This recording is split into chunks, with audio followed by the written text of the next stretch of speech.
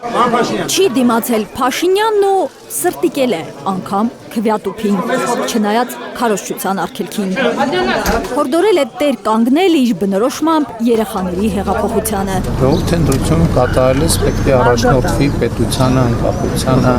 ապագային խաղաղությանը եւ երեխաների հեղափոխությանը տեր կանգնելու առաջ։ Իսկ եթե ժողովուրդն այս անգամ քվե չտա Փաշինյանին, նա պատրաստ է որպես ընդդիմադիր շարունակել քաղաքական գործունեությունը։ Ժողովուրդը ինչ որոշի ես կանեմ։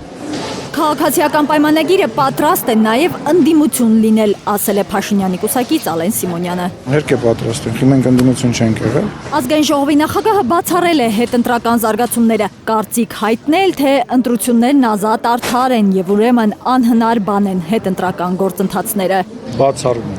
Բացառվում, չի կարա տեսնալ, եթե ընտրությունները ազատ արդար են, ինչպես 18 թվականից սկսած դա տեղի է ունենում,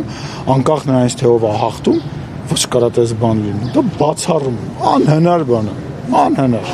Ալեն Սիմոնյանը անգրագետ նարատիվ է որակել պնդումը, որ ժամանակին իրենք էին պայքարում, որ իշխանությունը կառավարման երրորդ ժամկետ չունենա, իսկ հիմա ԿՊ-ն իշխանության երրորդ ժամկետի է ձգտում։ Ես համարում եմ նորմալ այն ամենը, ինչ որ օրենքով նախատեսված է։ Եթե օրենքով նախատեսված լիներ, որ նախագահան կարող է 3 ժամկետ նախագահել, ես դա էլ նորմալ կհամարեմ։ Պաշտպանության նախարար Սուրեն Պապիկյանը մարտական երաժշտությամբ մի ռիլով է ներկայացրել իր քվեարկությունը, բայց խոսել խաղաղության մասին։ Քվեարկել են, որպեսզի խաղաղություն լինի դաշնական եւ հարատև, եւ մեր զինվորները ծառայեն խաղաղ Հայաստան։ Արփիս Քեսյան, Արմեն Ապրեսյան, Հայլուր։